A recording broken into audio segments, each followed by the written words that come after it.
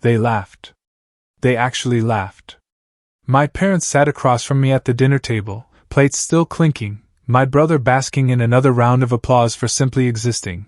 And then, like a punch straight to the chest, my father chuckled and said, "You'll never be as good as your brother."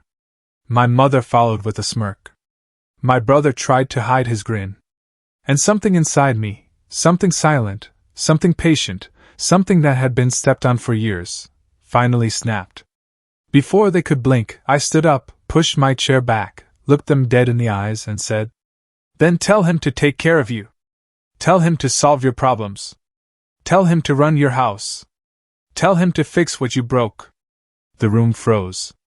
For the first time in my entire life, they didn't have a comeback ready. No insults disguised as advice. No comparisons dripping with disappointment. No. "Why can't you be more like him?" Speeches. Just silence.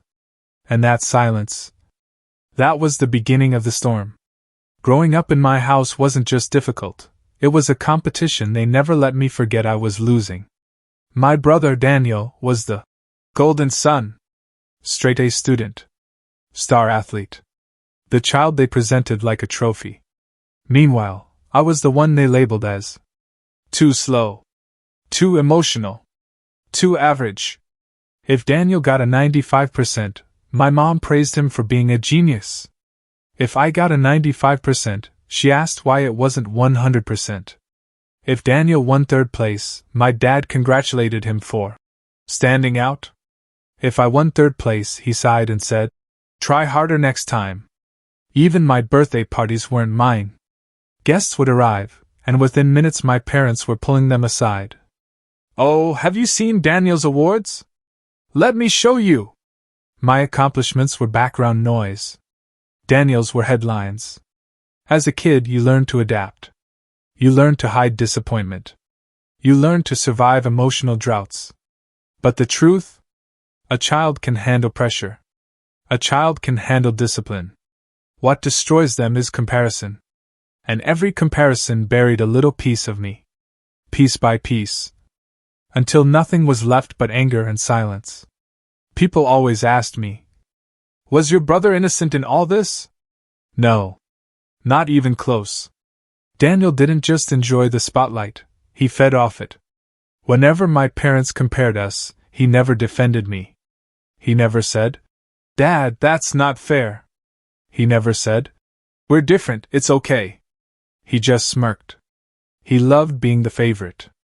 He loved watching me shrink. One time in high school, a teacher praised an essay I wrote. My mom brushed it off, saying I got lucky. "But Daniel?"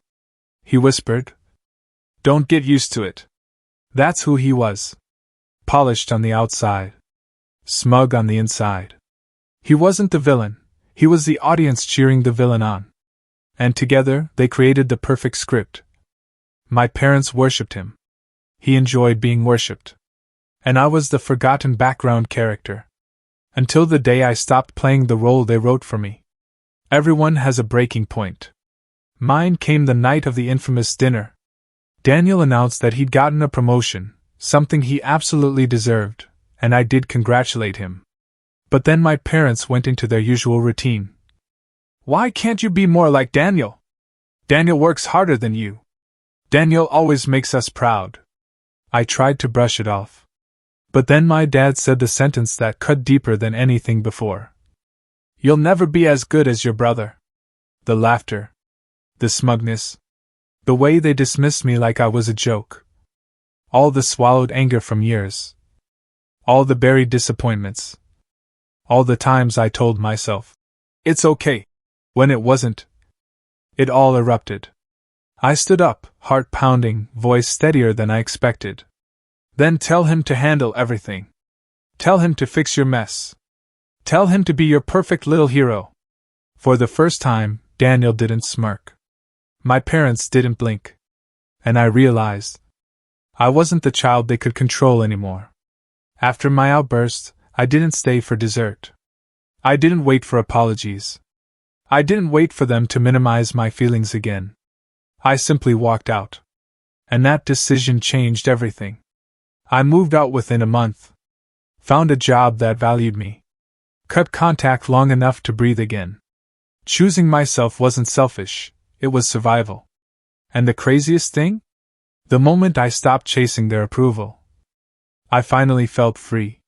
But freedom has a cost. And mine was about to arrive. 6 months later, my phone rang. It was my mother, crying. That alone was shocking. Their perfect son, their golden boy, their pride, had quit his job, gotten into debt, and moved back home. Suddenly their hero needed rescuing. Suddenly they were overwhelmed. Suddenly they needed me. Funny how things change when perfection cracks. When I visited them, everything was different. My father's confidence? Gone. My mother's arrogance? Gone. Daniel's ego? Buried. They asked for help. Not advice. Not emotional support. Financial help. The same people who told me I'd never be as good as him now needed me to save the son who was supposedly better than me. I didn't yell. I didn't gloat. I didn't say, "I told you so." I just said, "No." And the silence after that? It was louder than their insults ever were. My father begged. My mother pleaded. Daniel stared at the floor. I told them calmly, "You spent years comparing me to him. Years ignoring my achievements. Years telling me I wasn't good enough. Now, your golden boy needs help. So let him handle it." It wasn't revenge. It was accountability. For the first time, they realized words have consequences. And for the first time, I felt powerful. Daniel eventually fixed his mess. Not because I rescued him, but because he had no choice. My parents never apologized in words. But in actions? They changed. No more comparisons. No more insults. No more golden child treatment. They realized that the kid they underestimated became the adult who didn't need them. And that shook them more than anything.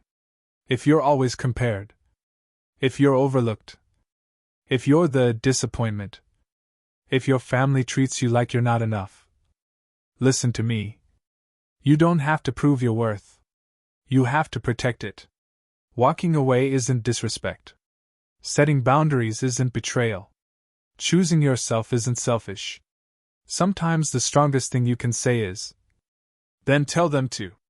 Tell them to rely on the favorite. Tell them to depend on the golden child.